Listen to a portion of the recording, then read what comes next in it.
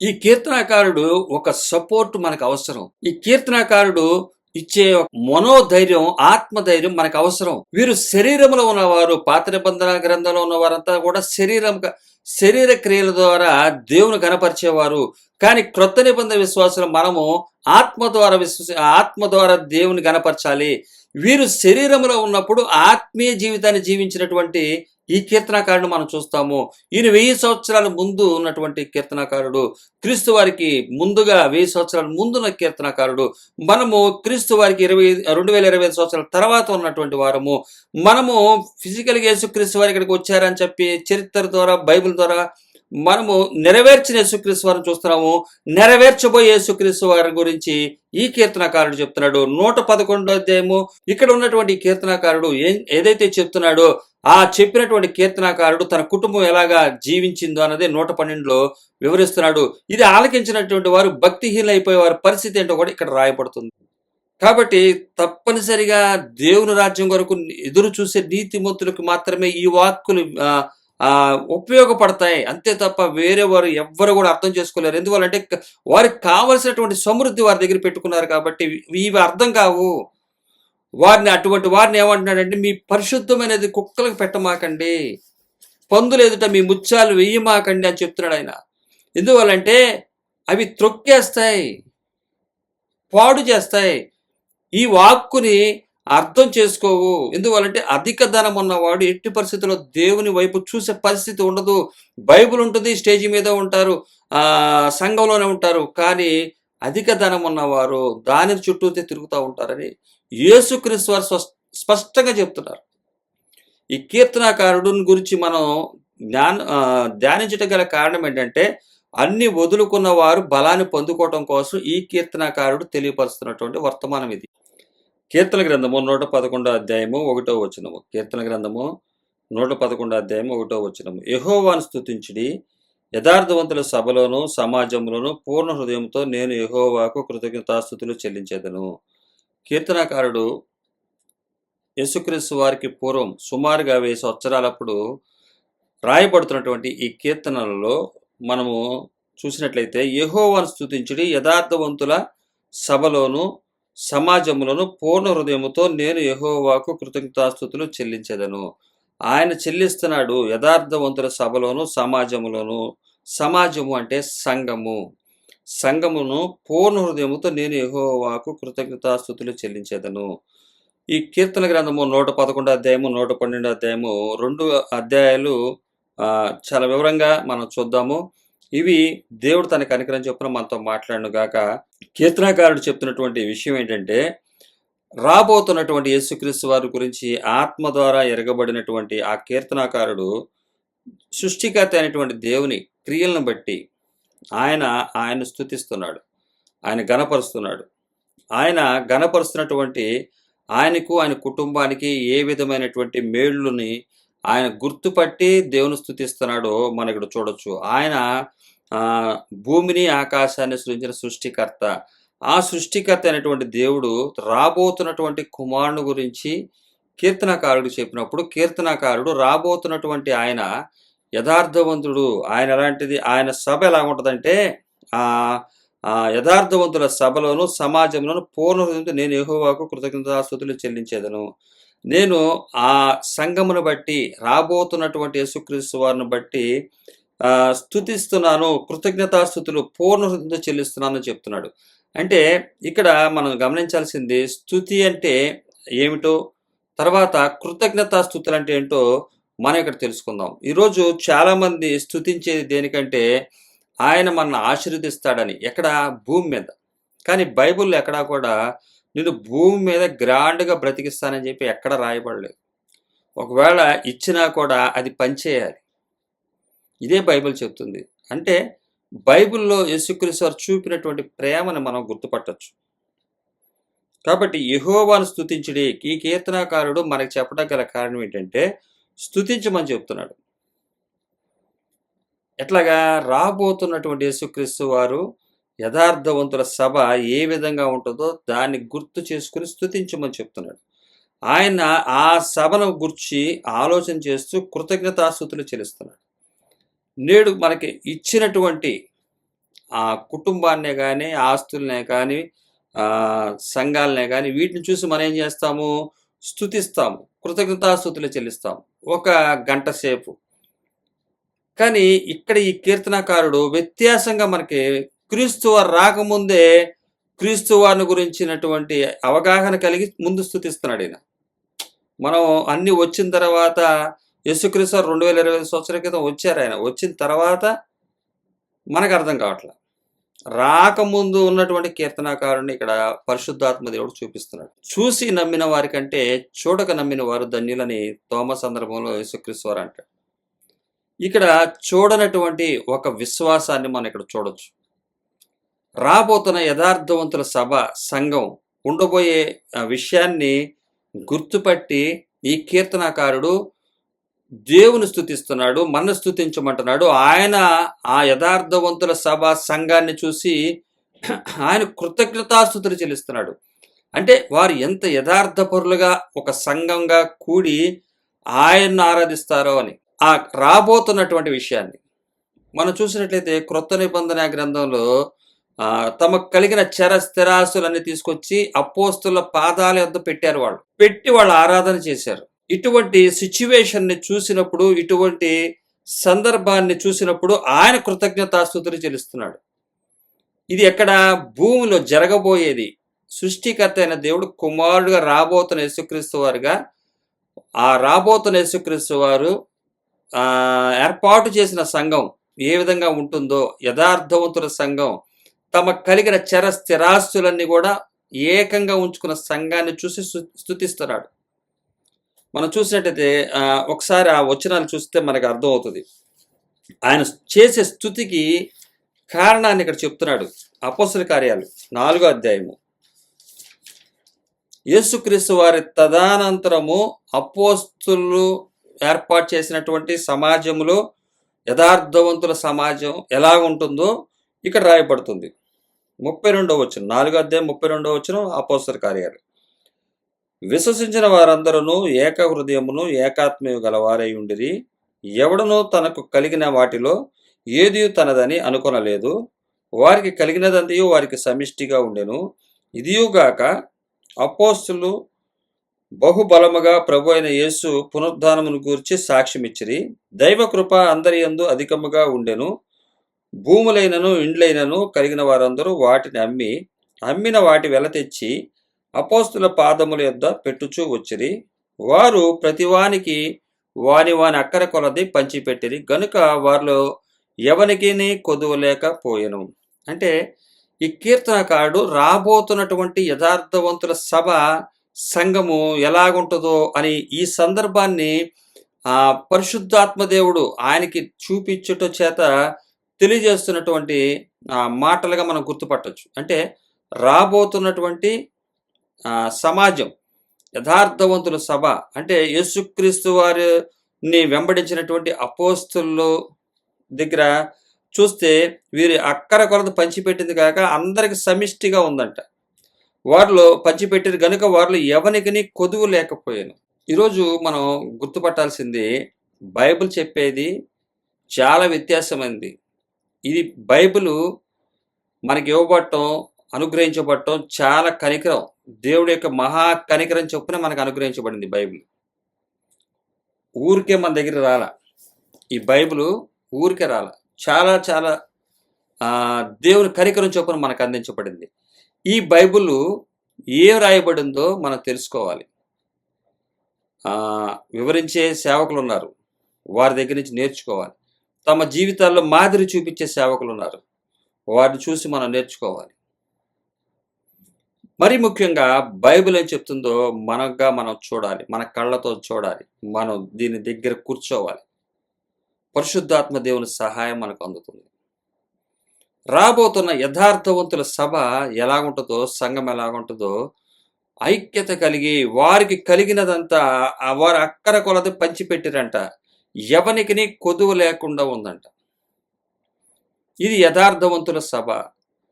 దీన్ని బట్టి ఆ కృతజ్ఞతలు తెలియజేస్తున్నాడు. ఈరోజు ఒక వ్యక్తికి, ఒక కుటుంబానికి చెందిన ఆస్తులను బట్టి సాష్టాంగపడమని, వాటి విషయమై మీరు దేవునికి కృతజ్ఞతాస్తుతులు చెల్లించమని చెప్పి సాష్టాంగ పడుతున్నారు. కానీ వాస్తవంగా రాబోతున్న యేసుక్రీస్తు వారు గురించి నిరీక్షణ కలిగిన వారై ఉండి ఈ సంఘం ఏదైతే తమకు కలిగిన చర స్థిరాస్తులను అపోస్తుల పాదముల యొద్ద పెట్టి అక్కర గల వారికి పంచిపెట్టి అందరూ కూడా ఎవరికి కొదువ లేక ఉన్నారో ఒకరి ఒకరు ఆదరించుకుంటూ ఉన్నారో అది ఈ విషయాన్ని చూశాడు.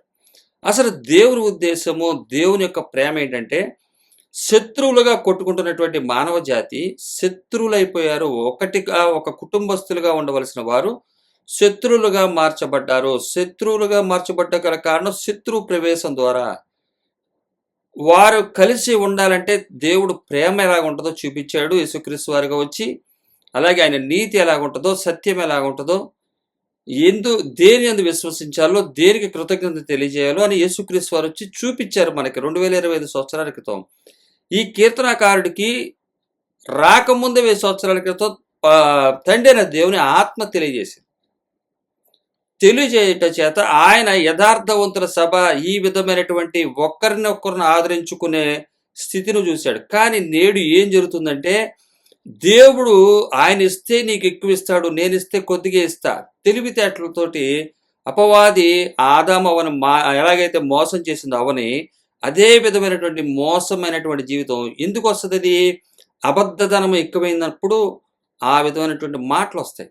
ఏం అవసరం లేదు, దేవుడు నేను ఇస్తా, ప్రార్థన చేస్తా, నాకు ఇచ్చాడు నీకు ఇస్తాడు. బైబుల్ అలా చెప్పాల. ఈ కీర్తనాకారుడు రాబోతున్న యథార్థవంతుల సభ సంఘం ఎలా ఉంటుందో చెప్పాడు. ఇక్కడ అన్యాయంగా సంపాదించినవి కాదు వారు తీసుకొచ్చి పెట్టింది, వారి దగ్గర ఉన్నదంతా తీసుకొచ్చి వారి సంపదలో అపోస్తలకి ఇస్తే అపోస్తలు ఎవరు అక్కర ఉందో వారికి తీర్చినటువంటి సమాజం గురించి ఈ కీర్తనకారుడు చెప్తున్నాడు. ఇది చెప్పుట చేత ఆస్తులు పంచేయమని చెప్పుట చేత ఏంటి నీకు ప్రయోజనం అంటారేమో. ఒకవేళ ఆస్తులను పంచమని బైబిల్ చెప్పట్లేదంటే అది మీరు నాకు తెలియజేయండి. ఇది పంచే గుణాన్ని ఇచ్చింది. 5 రొట్టెలు 2 చిన్న చేపలు 5,000 మందికి పంచాడు ఆయన. ఆయన ఇచ్చింది ఒక యవనస్తుడు ఇచ్చింది 5 రొట్టెలు 2 చిన్న చేపలే. మనం ఇచ్చేది కొద్దిగే. ఆయన వాటిని ఇస్తాడు, ఆయన చేతిలో పెట్టినప్పుడు ఇస్తాడు. కానీ ఏ రోజు చెప్తుంది ఏంటి? నేను ప్రార్థన చేస్తే ఆయన ఇస్తాడు. ఆయన చెప్పింది ఏంటంటే నీకు ఇచ్చింది నువ్వు ఇయ్యి, లేనప్పుడు ప్రార్థన చెయ్యి.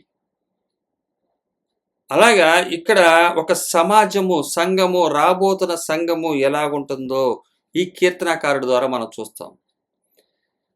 ఇంత చక్కని సందేశాలు బైబిల్లో కీర్తన గ్రంథంలో రాయబడ్డాయంటే ఈ కీర్తనాకారులంతా కూడా రాబోతున్నటువంటి యేసుక్రీస్తు వారిని గురించి గ్రహించి స్తుతించి ఘనపరిచినటువంటి కీర్తనలు ఇవన్నీ. యథార్థవంతుల సభలో సమాజంలోను పూర్ణ హృదయంతో నేను యెహోవాకు కృతజ్ఞతాస్తుతులు చెల్లించేదను. ఆ సభలో సమాజంలో అంటే ఆ సభను బట్టి ఆ సమాజమును బట్టి కృతజ్ఞతాస్తుతులు చెల్లించేదను.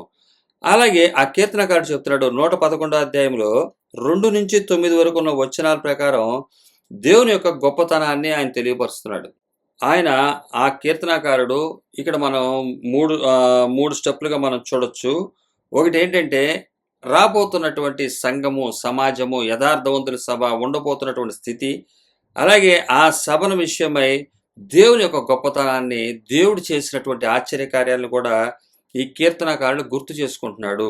అదే మనం చూసినట్లయితే 2వ వచనం నుంచి 9 వరకు ఉన్నటువంటి వచనాలు మనం చూసినట్లయితే 2వ వచనం 111వ అధ్యాయం కీర్తన గ్రంథము 2వ వచనం, యెహోవా క్రియలు గొప్పవి. యెహోవా క్రియలు అంటే పనులు గొప్పవి, వాటి యందు ఇష్టము గల వారందరూ వాటిని వివరించుదురు. ఇక్కడ యెహోవా క్రియలు గొప్పవి, వాటి యందు ఇష్టము గలవారు వాటిని వివరించుదురు. యెహోవా క్రియల్ని, పనుల్ని వాటి యందు ఇష్టపడ్డవారు వాటిని ఏం చేస్తారంట? విచారించుదురు. విచారించటం అంటే ఆయన ఏ క్రియలు చేశాడు, ఆయన ఎంత గొప్పవాడు, ఏం చేయబోతున్నాడు, ఆయన గురించినటువంటి విచారణ. యెహోవా క్రియలు ఇష్టం గలవారు ఏం చేస్తారంటే ఆయన మీద దృష్టి పెడతారు. కానీ లోకం మీద దృష్టి ఉన్నవారు లోక విషయాల మీద ఆలోచన కలిగి ఉంటారు. అందుకని కీర్తనకారుడు ఇక్కడ ఒకటి చెప్తున్నాడు 2వ వచనంలో వచ్చేసరికి ఏంటంటే కృతజ్ఞతాస్తుతులు రాబోతున్నటువంటి వారి గురించి చెప్పాడు. అలాగే అదే కీర్తనకారుడు ఏమంటున్నాడంటే ఆ క్రియలు, ఆయన పనులు వాటి యందు ఇష్టం గలవారు వాటిని వివరిస్తారు. ఇప్పుడు ఈ కీర్తనాకారుడు వివరిస్తున్నాడు. ఇది ఇప్పుడు నేను కూడా ఏం చేస్తున్నాను, ఇష్టము కలిగి నేను వివరిస్తున్నా. ఎందువల్ల అంటే ఆయన క్రియలు, యెహోవా క్రియలు, ఆయన క్రియలు గొప్పవని నేను గ్రహించాను. అలాగే వాటి యందు నాకు ఇష్టం ఉంది కాబట్టి వాటిని నేను విచారిస్తున్నాను కాబట్టి విచారించినటువంటి విషయాన్ని గ్రహించి పరిశుద్ధాత్మ సహాయంతో తెలుసుకుని నేను కూడా ఏం చేస్తున్నాను, ఇష్టంగా ఉన్నటువంటి వాడినై ఉండి ఇష్టం కలిగి ఆయన పనుల మీద ఆయన మన కొరకు ఏం చేయబోతున్నాడు అనేది నేను వివరిస్తున్నాను. ఈ కీర్తనాకారుడు క్రీస్తు పూర్వం ఉన్నటువంటి 1000 సంవత్సరాలప్పుడు ఆయన గురించి రాస్తున్నాడు. 2025 సంవత్సరాల తర్వాత పరిశుద్ధాత్మ దేవుని సహాయంతో మనము నేర్చుకుంటున్నాము. ఆయన క్రియలు గొప్పవి. ఈరోజు మీరు కూడా ఇవి ఇష్టమైతే మీకు అర్థం అవుతాయి. దీంట్లో ఏదో లాభం ఉందని, నాకేదో లాభం ఉందని అనుకున్నట్లయితే, ఏదో తప్పుదావ పట్టిద్దామని చూస్తున్నానని మీరు అనుకున్నట్లయితే మీరు వీటిని గ్రహించలేరు. ఆయన గురించి విచారించే వారికి ఇవి ఈజీగా అర్థమవుతాయి, ఎంతో ఉపయోగపడతాయి. తోసేసేవారు త్రోసివేయచ్చు. ఎందువల్లంటే లోకాన్ని ఎక్కువగా సంపాదించుకున్న చేత దేవుని వాక్యము అర్థం కాదు. పంది ముందు ముత్యాలు చల్లినట్టే అని చెప్పి మత్తయి సువార్త 7వ అధ్యాయంలో 6వ వచనంలో యేసుక్రీస్తు వారు చెప్తారు. పందుల ముందు మీ ముత్యాలు వేయమాకండి, కుక్కల ముందు వేయమాకండి, చెప్పమాకండి అని ఖచ్చితంగా చెప్పాడు. ఎందువల్లంటే తొక్కేస్తాయి ముత్యాలని, పందులకి తెలియదు వాటి విలువ.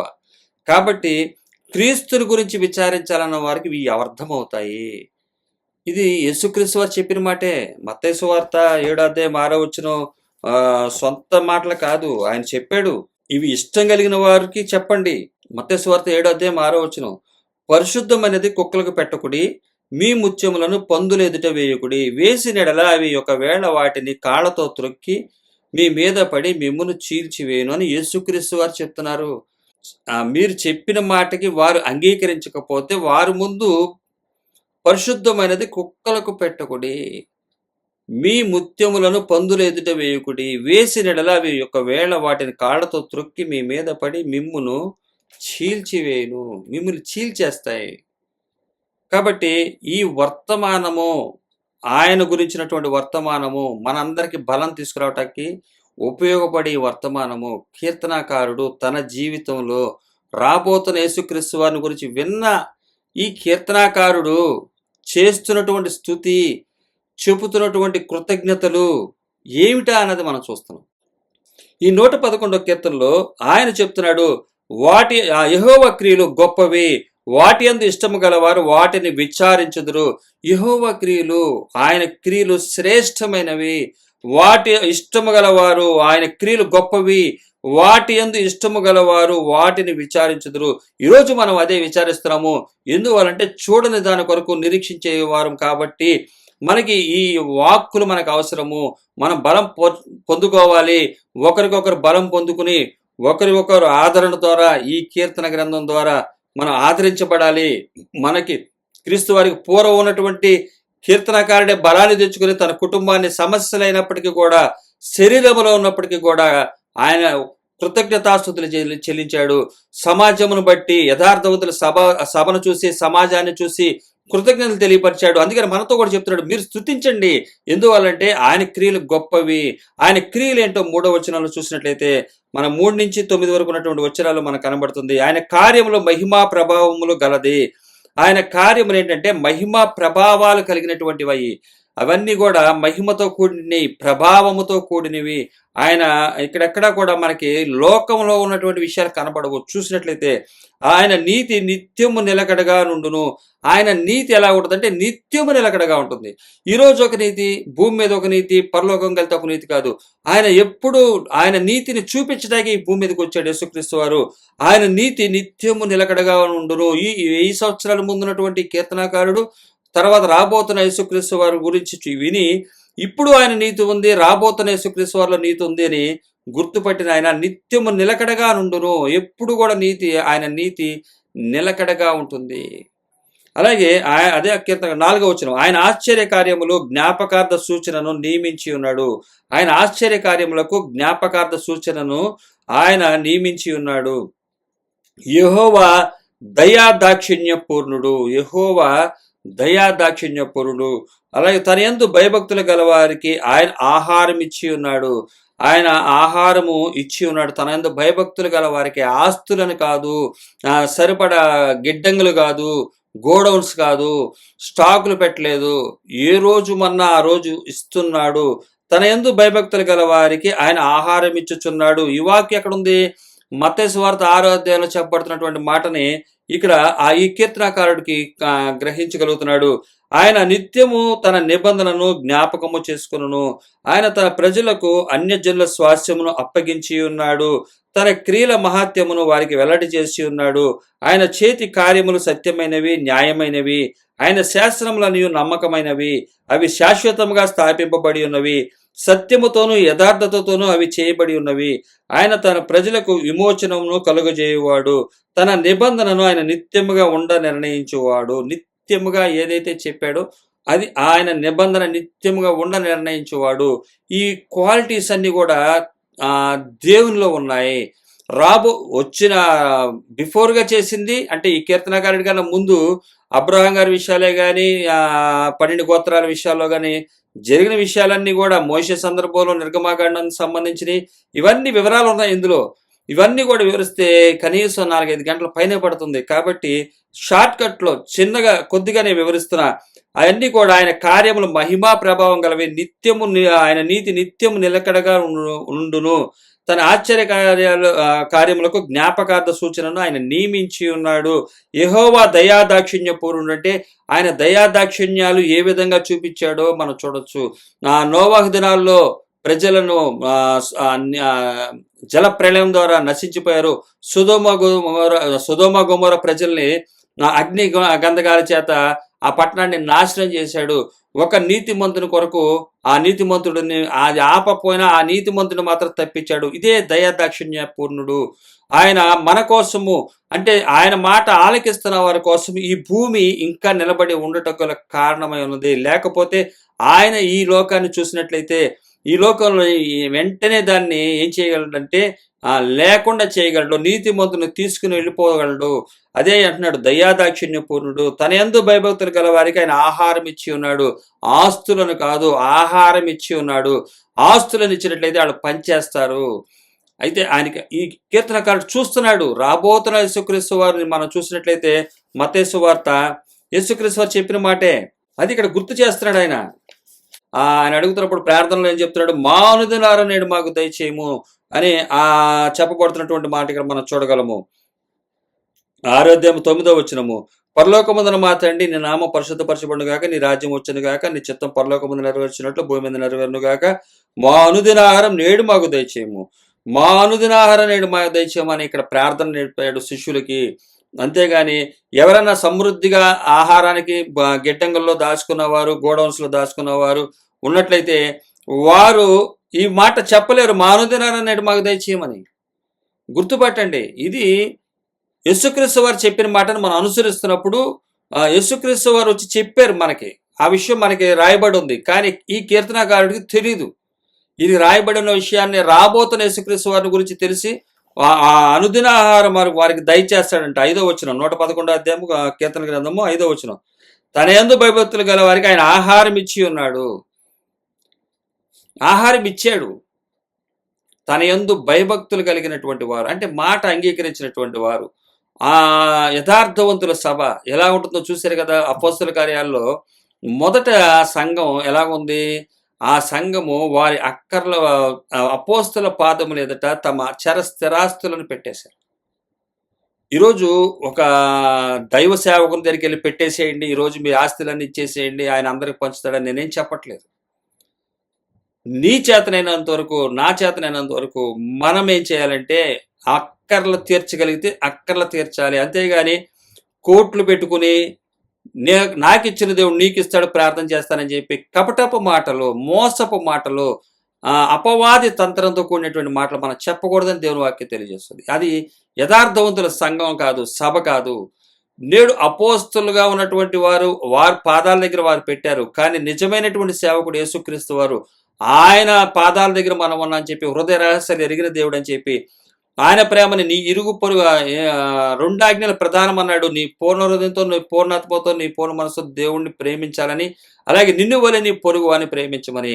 నిన్ను వలె నీ పొరుగు అని ప్రేమించినప్పుడు ఒకరి యొక్క అక్కర్లు ఒకరికి తీరుస్తారు, ఒకరికొకరు సపోర్ట్ చేస్తారు, తమకు కలిగినదంతా కూడా ఏకంగా ఉంటుంది.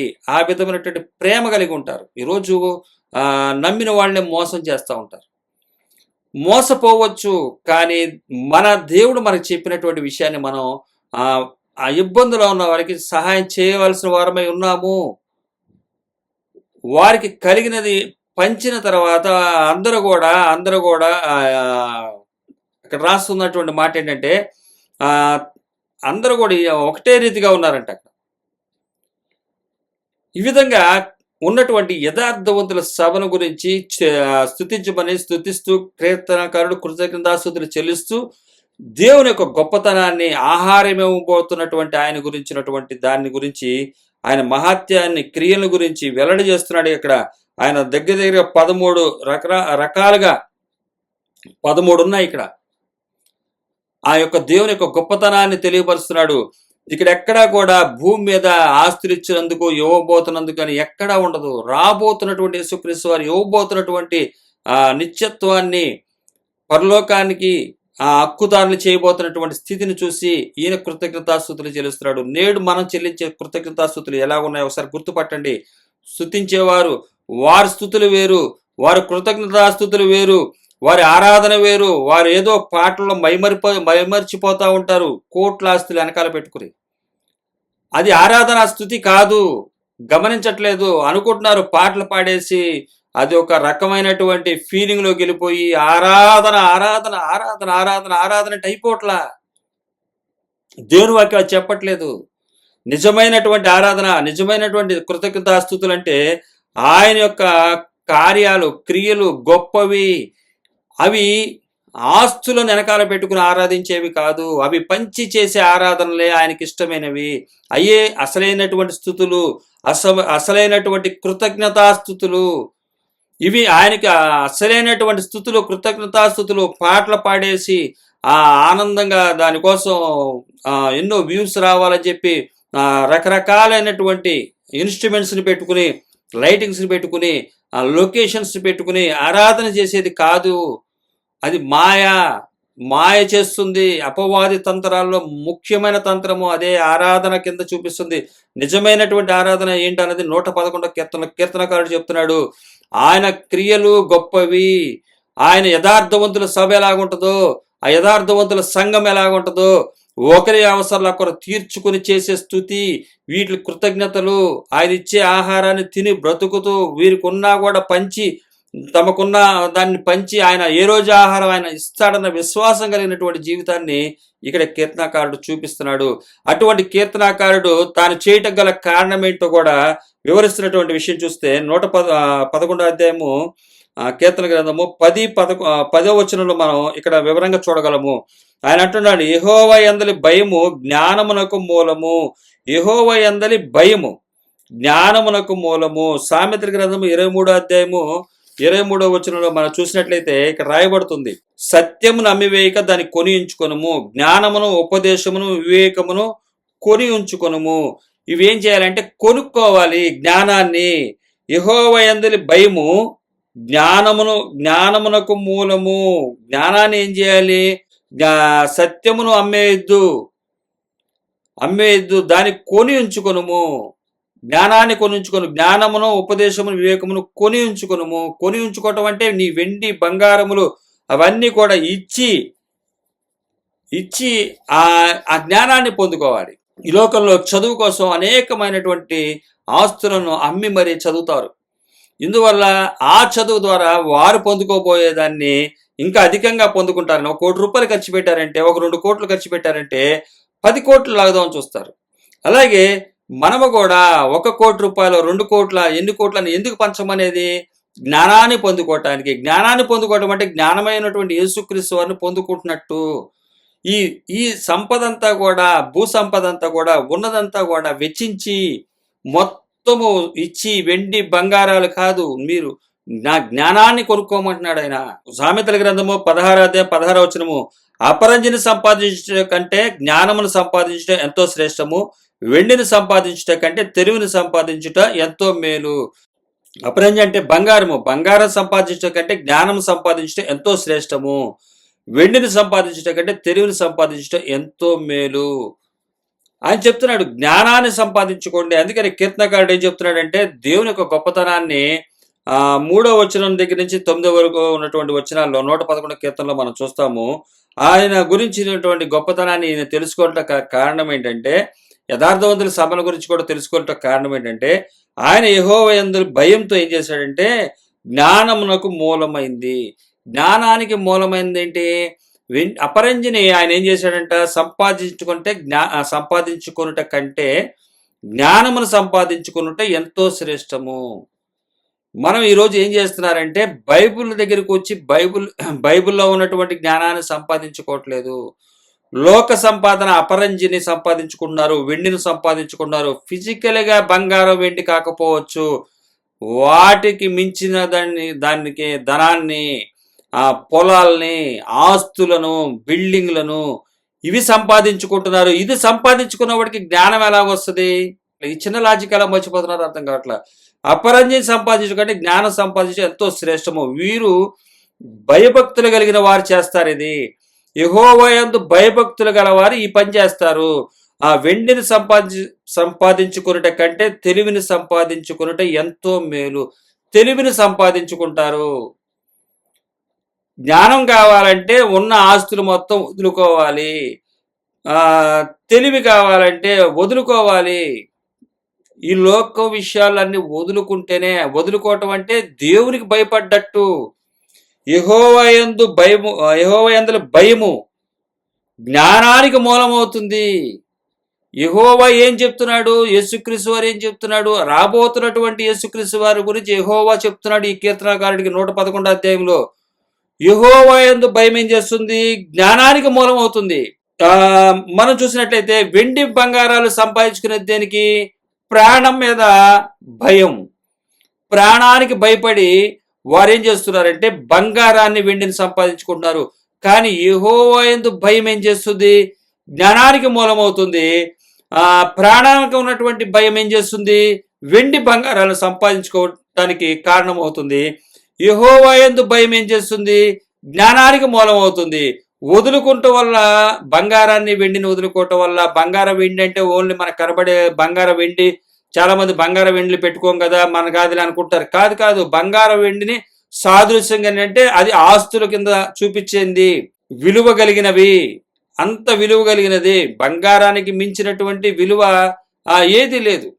అంటే ప్లాటినము ఎన్ని ఉండొచ్చేమో, కానీ విలువగా చూసే ఇది బంగారాన్ని, బట్టలు ఆరేసినట్టుగా బంగారాన్ని ఎక్కడ బయట పెట్టరు.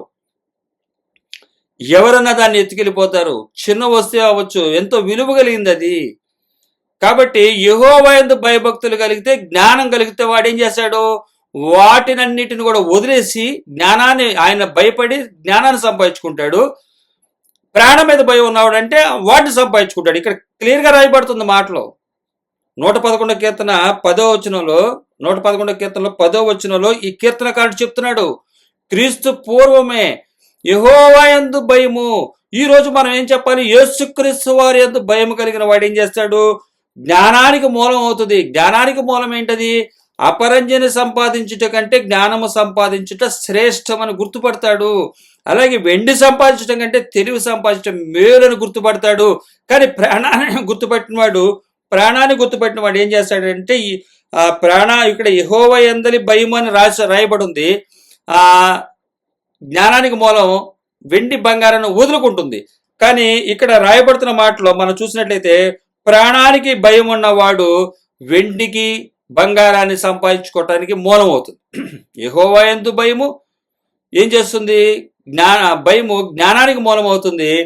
ప్రాణానికి ఉన్నటువంటి భయము వెండి బంగారం సంపాదించుకోవటానికి కారణమవుతుంది. ఈ భయము, యెహోవా యందు భయము వదలటానికి, వెండి బంగారాన్ని వదలటానికి సిద్ధపడుతుంది. ప్రాణ భయము వీటిని సంపాదించుకోవడానికి సిద్ధపడుతుంది. చాలా చక్కగా ఈ కీర్తనకారుడు క్రీస్తు వారి పూర్వము రాబోతున్న యేసుక్రీస్తు వారిని గురించి యెహోవా దేవుడు తెలియపరిచిన దాన్ని గుర్తుపట్టి చెప్తున్నాడు ఈ కీర్తనకారుడు. రాబోతున్న యేసుక్రీస్తు వారిని కొనుక్కోండి, అమ్మేసుకోమాకండి. అందుకనే అంది 23వ వచనం ఏ సామెతల గ్రంథమే, సత్యమును అమ్మివేయక దాన్ని కొని ఉంచుకొనుము. ఇక్కడేం చేస్తున్నాడు? 16వ వచనం సామెతల గ్రంథంలో, అపరంజిని సంపాదించుకొనుట కంటే జ్ఞానమును సంపాదించుకొనుట శ్రేష్టము. అపరంజి అంటే బంగారము, బంగారమును సంపాదించుకొనుట కంటే జ్ఞానమును సంపాదించుట శ్రేష్టము. వెండిని సంపాదించుకొనుట కంటే తెలివిని సంపాదించుకొనుట శ్రేష్టము. ఇక్కడ శ్రేష్టమైనది ఏంటి? జ్ఞానము, తెలివి. ఇవన్నీ యేసుక్రీస్తు వారిని భయపడి సంపాదించుకుంటే మేలు. అదే ఇక్కడ 23వ వచనం సామెతల గ్రంథము 23వ వచనంలో ఆ సత్యము, సత్యం అంటే ఎవరు? యేసుక్రీస్తు వారు. యోహాను సువార్త 18:37-38 వచనాల్లో పిలాతు ముందు నేను సత్యం అంటే ఏంటో చూపించడానికి లోకానికి వచ్చాడన్నాడు ఆయన. సత్యము అంటే ఇలాగుంటుంది, యేసుక్రీస్తు వారే సత్యము, నేనే మార్గమును, నేనే సత్యమును, నేనే జీవమునని 14వ అధ్యాయము యోహాను సువార్త 6వ వచనం చెప్తున్నాడు ఆయన. ఆ యేసుక్రీస్తు వారిని అమ్మేసుకోమాకండి, కొనుక్కోండి. కానీ నేడు జరుగుతుంది ఏంటంటే అమ్మేసుకుంటున్నారు. అమ్ముకుంటే డబ్బులు వస్తున్నాయి, బంగారాలు వెండిలు వస్తున్నాయి. కానీ బంగారం వెండి అవి ఆ ప్రాణ భయంతో కొనుక్కునేవారు, ఆస్తులు సంపాదించుకునేవారు, ఆస్తుల మీద అజమాయిషి ఉండే వాళ్ళందరూ కూడా ప్రాణ భయము.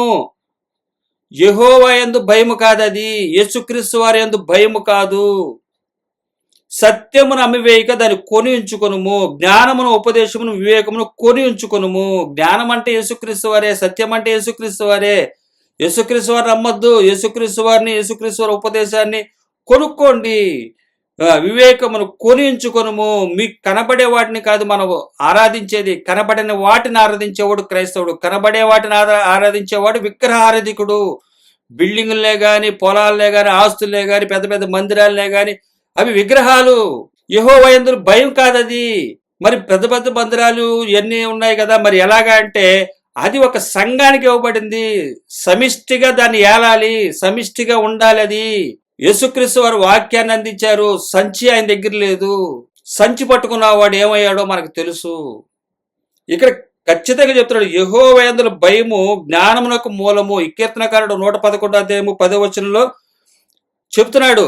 యథార్థవంతుల సభ, యథార్థవంతుల సంఘము ఎలా ఉంటుందంటే తమకు కలిగిన చర స్థిరాస్తులను యెహోవా యందు భయముతో ఏం చేస్తారంటే జ్ఞానాన్ని సంపాదించుకోవడానికి వచ్చినటువంటి ఇరుగు పొరుగు వారికి, అక్కరలు కలిగిన వారికి పంచి ఏకంగా ఒక్క విధంగా ఉంటారు. వాళ్ళు ఒకటే విధంగా కనబడతారు. అపోస్తల కార్యాలు 4వ అధ్యాయము 35వ వచనం, వారు ప్రతి వానికి వాని అక్కర కొలది పంచిపెట్టిరి గనుక వారిలో ఎవరికి కొదువు లేకపోయేను. కొదువు లేకుండా జీవిస్తారు. ఇది ఆ విధమైనటువంటి జ్ఞానాన్ని సంపాదించుకున్నటనుకో అందరికీ అవకాశం కుదురుతుంది. ఇక్కడ ఈ కీర్తనకారుడు యథార్థవంతుల సభ, సమాజము, సంఘము, రాబోతున్నటువంటి యేసుక్రీస్తు వారి తదనంతరము ఆయన సంఘము ఎలా ఉంటుందో ఆ కీర్తనకారుడు చెప్తున్నాడు. ఆ కళంకము, ముడత ఏది లేకుండా ఎంత చక్కని సంఘం ఉంటుందో అని. ఆ సంఘం మనకి ఎక్కడ కనబడుతుంది? అపోస్తల కార్యాలలోనే కనబడుతుంది. మిగతా కొన్ని సంఘాలు కనబడితే మనకి కొరింథీలో ఉన్న సంఘము, గలతీలో సంఘము, అలాగే ఎఫెసీ సంఘము, కొలసీలో ఉన్నటువంటి సంఘం, ఎన్ని రకరకాల సంఘాల్లో ఉన్నటువంటి సమస్యలకు పరిష్కారాన్ని ఎలాగా చేయాలని చెప్పి పరిష్కరించడానికి పూనుకోవాల్సి వచ్చింది పౌలు గారు. సంఘాన్ని సరిచేయాల్సి వచ్చింది. కానీ మొదటిగా ఉన్నటువంటి అపోస్తల సంఘం అయితే ఎలా ఉందంటే తమకు కలిగిన చర స్థిరాస్తులను ఏకంగా ఉంచుకున్నారు. అందరూ కూడా ఏక హృదయం వచ్చింది, అందరూ కూడా ఏకాత్మ పనిచేసింది. ఇదే పని చేయాలని చెప్పి ఇదే సంఘాన్ని సాదృశ్యంగా చూపిస్తూ పౌలు గారు తన జీవితంలో సంఘాలకు లేఖలు రాశాడు. ఆయన జైల్లో ఉన్నా కూడా సంఘాలకి లేఖలు రాశాడు. సంఘ కాపర్లకు, పెద్దవారికి, అందరికీ కూడా ఈ విధమైనటువంటి స్థితిలో మనం ఉండాలని చెప్పి రాసుకొచ్చాడు ఆయన. ఈ కీర్తనాకారుడైతే చూశాడు, అపోస్తల కార్యంలో కనబడినటువంటి అపోస్తల దగ్గరికి వచ్చినటువంటి సంఘాన్ని చూశాడు. తమ కలిగిన చర స్థిరాస్తులను అపోస్తల పాదాల దగ్గర పెట్టినటువంటి సంఘాన్ని చూసినప్పుడు ఆయన యథార్థవంతుల సభను చూసి స్తుతించాడు. మన కూడా అదే సభను చూసి స్తుతించమంటున్నాడు. అలాగే కృతజ్ఞతలు తెలియపరిచాడు. ఆయన తెలియపరచగల కారణం ఏంటంటే తన యెహోవా యందు భయభక్తులతో వెండి బంగారాన్ని వదులుకొని ఆ భయంతో జ్ఞానానికి మూలమైనటువంటి దాన్ని భయానికి మూలమైన దాన్ని ఏం చేశాడంటే వెండి బంగారాన్ని వదులుకొని యెహోవా యందు భయభక్తులతో ఆయన్ని విశ్వసించాడు కాబట్టి ఆయన గ్రహించగలిగాడు. నేడు కూడా మన కూడా చెప్పేది అదే. మనం కూడా యేసుక్రీస్తు వారి యందు జ్ఞానము రావాలంటే సత్యాన్ని నమ్ముకోకూడదు. సత్యాన్ని నమ్ముకుంటే డబ్బులు వస్తాయి, షేర్స్ ఉన్నాయండి, పెరుగుతాయి, వచ్చేస్తాయి. బైబిల్ పెట్టుకుని అబద్ధాలు చెప్తే కోట్లు సంపాదించవచ్చు. ప్రపంచవ్యాప్తంగా ఎవరు సంపాదించలేనంత డబ్బు సంపాదించవచ్చు బైబిల్ పట్టుకుంటే, అబద్ధాలు చెప్తే. అందుకని చెప్పేది, బైబిల్ పట్టుకోకుండా చెప్పేవాళ్ళు ఎన్ని చెప్పినా వాళ్ళు సంపాదించలేరు. బైబిల్ పట్టుకుని అబద్ధం చెప్తే మాత్రం బాగా సంపాదించుకున్నాడు మనం చూడొచ్చు. అదేమంటే దేవుని కృప కృప అని చెప్పి సాష్టాంగ పడిపోతామే. ఇక్కడ అట్లా కాదు. యెహోవా యందు భయం ఏం చేస్తుంటే జ్ఞానానికి మూలమవుతుంది. అలాగే ఇక్కడ 3 పాయింట్స్ ఉన్నాయి ఆయన చెప్పేది. ఆయన యెహోవా యందు భయభక్తులతో జ్ఞానానికి మూలమైనది ఆయన సంపాదించుకున్నాడు. అదే యెహోవా మీద ఉన్నటువంటి యెహోవాను గురించినటువంటి జ్ఞానము. అలాగే ఆయన శాసనములను అనుసరించే వారందరూ మంచి వివేకము గలవారు. ఆయన శాసనాల్ని అనుసరించేవారు మంచి వివేకం గలవారు. శాసనాలు పాత నిబంధన క్రొత్త నిబంధన మనకి ఈరోజు ఉన్నాయి. ఆయన చెప్పబడినటువంటి మాటలను అనుసరించేవారు మంచి వివేకము గలవారు. వారు మంచి వివేకంతో ఉన్నవారు. ఆయన గొప్ప కార్యాలను మీరు చూసి ఆయన గొప్పవాడు అని చెప్పి ఇక్కడ చెప్పబడుతున్నటువంటి ఆయన గొప్పవాడు, మహిమ ప్రభావం గలవాడు, భూమిని ఆకాశం సృజించిన వాడు, నీకు 1 కోటి రూపాయలు ఇవ్వలేడా, నీకు 10 కోట్లు ఇవ్వలేడా, నీకు ప్రధానమంత్రి పోస్ట్ ఇవ్వలేడా, నీకు పెద్ద ఉద్యోగం ఇవ్వలేడా, నీకు అది ఇవ్వలేడా, ఇది ఇవ్వలేడా అని చెప్పి మాయ మాటలు, కపటప మాటలు చెప్పి ఆ అబద్ధధనాన్ని, సత్యాన్ని అమ్మేసుకుంటున్నారు. సత్యం చెప్పేది అది కాదు. ఆయన నీకు అది ఇవ్వగలడా, ఇది ఇవ్వగలడా కాదు, నిత్యరాజ్యాన్ని ఇవ్వగలడా లేదా అన్నది, నిత్యత్వాన్ని ఇవ్వగలడా లేదా అన్నది చెప్పమంటాకి అది ఆయన గొప్పతనాన్ని చెప్పేది. అది ఇప్పుడు కనబట్టలేదు. కనబడని వాటిని కొరకు వేచి ఉండేవారం కాబట్టి వాటి కొరకు బలం తెచ్చుకోవాలి. ఆయన దానికోసం ఇచ్చినటువంటి ఈ వర్తమానాన్ని లోకం వైపు చూపిస్తే అది తెలివి కాదు, అతి తెలివి అవుతుంది. ఇక్కడ రాయబడుతుంది అదే, ఆయన శాసనములను అనుసరించి వారందరూ మంచి వివేకం గలవారు. ఆయనకు నిత్యము స్తోత్రము కలుగుచున్నది. ఆయనకి నిత్యము కూడా స్తోత్రము కలుగుచున్నది. ఇక్కడ 3 పాయింట్లు మనం చూడొచ్చు. యెహోవా యందు భయం ఏం చేస్తుంది? జ్ఞానానికి మూలమవుతుంది. ఆయన శాసనాన్ని అనుసరిస్తే కనుక మంచి వివేకం గలవారు అవుతారు. ఆయన శాసనాలని భూలోకానికి ట్రాన్స్ఫర్ చేసినట్లయితే అది వివేకం కాదు, అతి తెలివితేటలు అవుతాయి. అందుకని ఆయన నిత్య స్తోత్రములు కలుగుతున్నది. ఎందువల్ల కలుగుతుంది నిత్య స్తోత్రము? ఆయన శాసనాన్ని అనుసరించడం చేత, శాసనాన్ని మిస్యూజ్ చేయటం చేత తెలివి అవ్వట్లేదు అది. అలాగే ఆయనకు నిత్య స్తోత్రము ఎలా కలుగుతున్నవి? ఈ శాసనాలను అనుసరించటం చేత. అలాగే జ్ఞానానికి మూలమైనటువంటి భయంతో జ్ఞానాన్ని సంపాదించుకున్నట్టు చేత ఈ కీర్తనాకారుడు చేసినటువంటి సాక్రిఫైస్, అంటే ఈ భూమి మీద ఒక విధంగా యేసుక్రీస్తు వారిని రాబోతున్నటువంటి సేవకుడిని, యేసుక్రీస్తు వారిని కుమారుడైనటువంటి ఆయన్ని, సృష్టికర్తని చూసి ఆయన ఏం చేశాడంటే దానికి సంబంధించి జ్ఞానాన్ని పొందుకున్నప్పుడు దేవుడు తెలియపరిచాడు, రాబోతున్న నా సంఘం ఎలాగుంటుందో చూడు నాయనా అని. ఎందుకని? ఈయనకున్నటువంటి సమస్తాన్ని, వెండిని, బంగారాన్ని వదులుకున్నాడు కాబట్టి ఆయనకి సంఘాన్ని చూపించాడు. ఆయన రాకడికి సిద్ధపడే మనకు కూడా ఆయన కార్యాలు చూపిస్తాడు. ఆత్మ తెలియపరచే కార్యాలు ఉంటాయి. ఇక్కడ ఈ కీర్తనకారుడు ఈ 111వ అధ్యాయము 10వ వచనం దగ్గరకు వచ్చేసరికి ఈయన క్లారిటీగా చెప్తున్నాడు. పైన ఉన్నటువంటి విషయాలన్నిటికీ మూల కారణం ఏంటంటే ఇది నేను చేశా. ఏంటది? యెహోవా యందు భయంతో జ్ఞానానికి మూలమైంది. ఆయన శాస్త్రాలని మంచి వివేకం వచ్చింది. ఆయనకి నిత్యము స్తోత్రం కలుగుచున్నది. ఆయనకి నిత్య స్తోత్రము ఇది కలుగుచున్నది అని విశ్వసిస్తున్నాడు. విశ్వాసమించేవాడే మనం విశ్వసించుటే ముఖ్యము. ఆయన యందు విశ్వాసం కలిగి జీవించడం అంటే ఇదే. ఈయన రాబోతున్న యేసుక్రీస్తు వారి గురించి విశ్వసించాడు. ఆ కీర్తనాకారుడు 112వ అధ్యాయం వచ్చేసరికి చెప్తున్నటువంటి మాట, యెహోవాను స్తుతించుడి, యెహోవా యందు భయభక్తులు గలవాడు ఆయన ఆజ్ఞలను బట్టి అధికంగా ఆనందించేవాడు ధన్యుడు. యెహోవాను స్తుతించమని మరొకసారి చెప్తున్నాడు. ఆయన యందు భయభక్తులు గలవాడు. భయభక్తులు గలవాడు ఏం చేస్తాడు? బంగారాన్ని, వెండిని అమ్మేస్తాడు, అవి ఉంచుకోడు. ఆయన ఆజ్ఞను బట్టి అధికముగా ఆనందించేవాడు ధన్యుడు. ఆయన ఆజ్ఞలు ఏంటో తెలుస్తాయి. ఆ ఆజ్ఞలను అధికముగా ఆనందిస్తాడంట, అందులో ఆనందం ఉంటుంది. ఇటువంటి ఈ కీర్తనాకారుడి యొక్క సంతానం ఎట్లా ఉందో చూడండి. ఈ కీర్తనాకారుడు చెప్పిన ఈ మాటల ప్రకారం మనం చేసినట్లయితే ఏం జరగబోతుందో ఆ కీర్తనాకారుడు రాస్తున్నాడు. వాని సంతతి వారు భూమి మీద బలవంతులవుదురు. ఈ కీర్తనాకారుడు తన పిల్లల గురించి, తన కుటుంబం గురించి, దేవుడు ఇచ్చినటువంటి రాబోతున్నటువంటి విషయాల గురించి, ఆ కుటుంబం ఎలా ఉంటుందో చెప్తున్నాడు.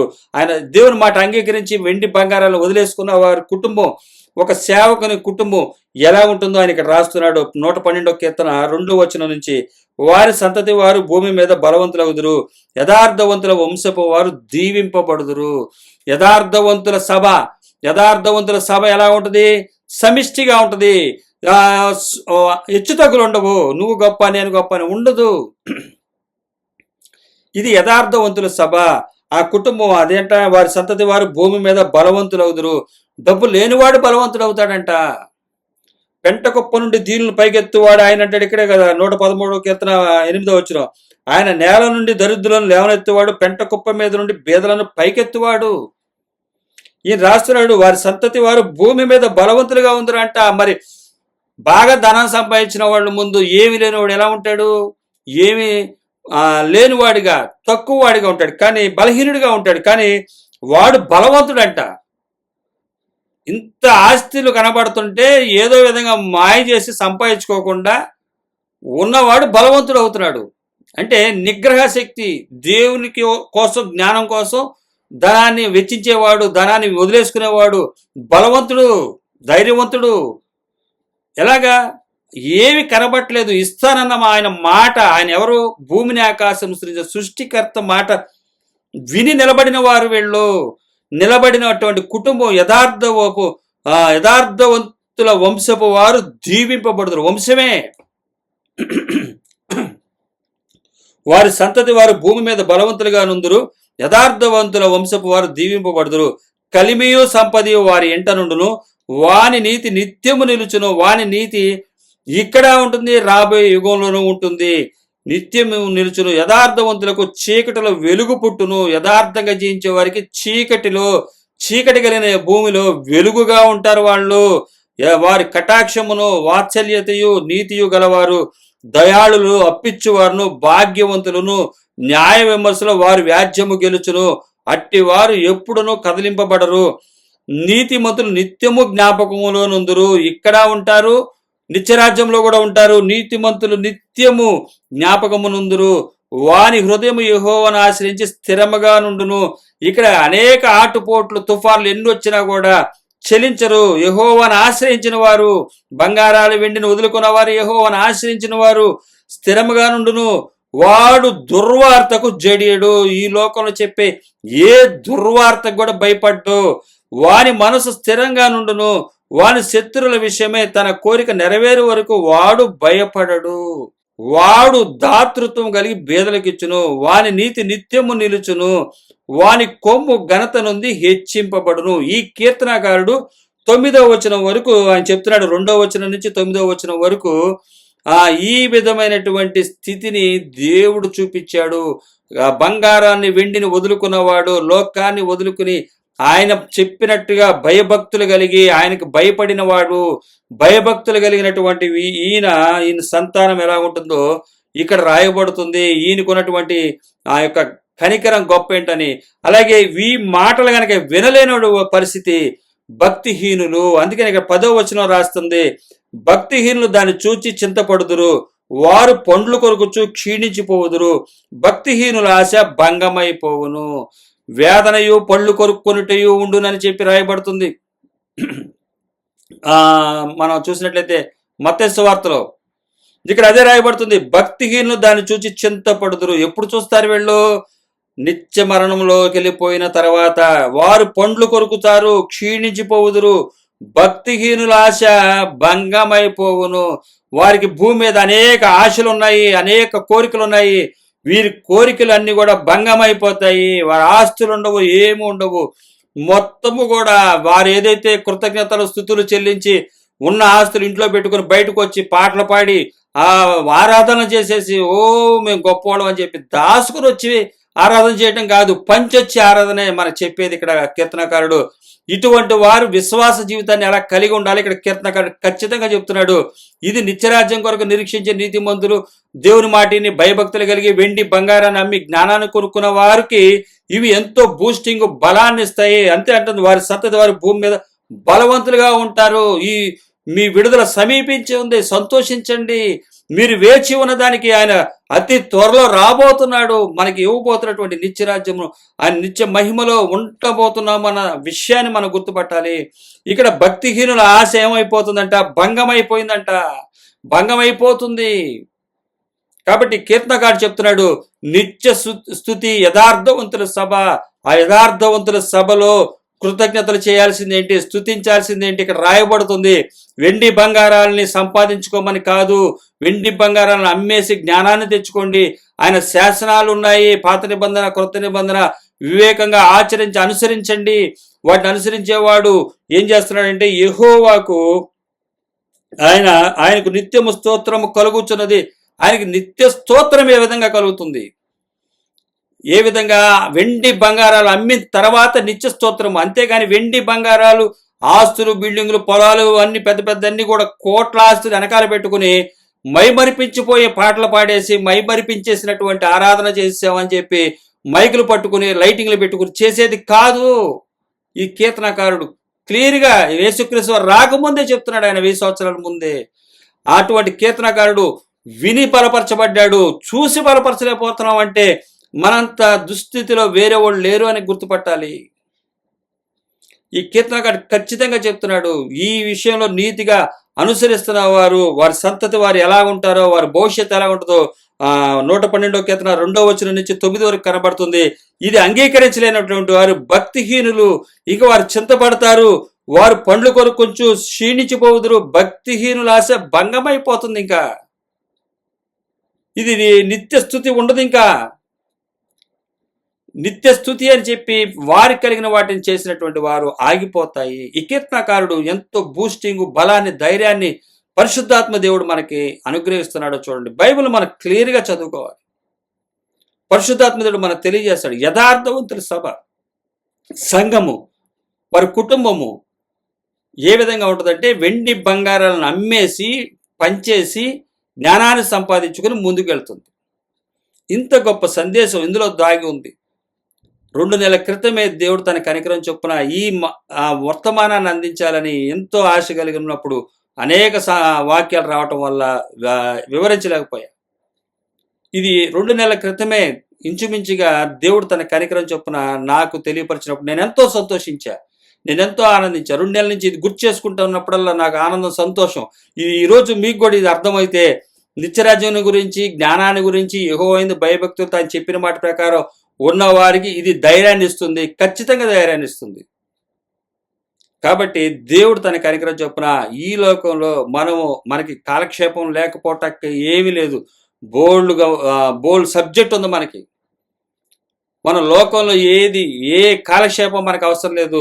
ఇంతకు మించినటువంటి ఆ సంతోషాన్ని ఇచ్చే దైవ గ్రంథము ఎంతో ఉంది. భూమి మొత్తం తిరిగి వచ్చినా కూడా సరిపోదు.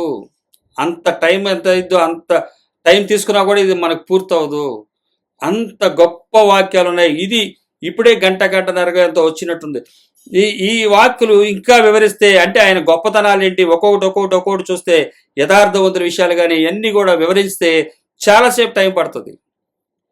ఇవన్నీ కూడా ఈ అవగాహన ఉన్న వారికి, దేవుని అనుసరించే వారికి వెంటనే కనెక్ట్ అవుతారు. లేని వారికి వివరించాలంటే చాలా టైం తీసుకుంటుంది. కానీ దేవుడు తన కనికరం చొప్పున 111, 112 అధ్యాయాలు కీర్తన గ్రంథము మనం ధ్యానించడానికి దేవుడు తన కనికరం చూపించాడు. ఈ కీర్తన ముఖ్య ఉద్దేశం ఏంటంటే, ఈ కీర్తనల యొక్క ముఖ్య ఉద్దేశం ఏంటంటే రాబోతున్నటువంటి యథార్థవంతుల సభా సంఘం, అదే క్రీస్తు సంఘము, అది ఎలాగుంటుందో, ఆ సంఘమునకు ఉన్నటువంటి గొప్పతనం ఏంటో ఈ కీర్తనకారుడు చక్కగా రాస్తున్నాడు. ఆ సంఘమునకు ఉన్నటువంటి విలువలు ఎలా ఉండాలో ఈ కీర్తనకారుడు వివరిస్తున్నాడు. ఈరోజు ఈ యథార్థవంతుల సభ సంఘముల గురించి తెలుసుకున్నట్లయితే మనం ఎంతో ఆనందించగలము, ఎంతో సంతోషించగలము. నిరీక్షించున్న నీతిమంతులకి ఇది మంచి బలాన్ని ఇస్తుందని నేను విశ్వసిస్తున్నాను. ఈ వాక్కు ద్వారా మాట్లాడినటువంటి ఆ యేసుక్రీస్తు వారికి, పరిశుద్ధాత్మ దేవునికి సర్వగంత మహిమ చెందునుగాక. తండ్రి యొక్క, కుమారుని యొక్క పరిశుద్ధాత్మ నామములో ఎల్లవేళ ఆయన ఆత్మ తోడేండు నడిపించునుగాక. ఆమెన్.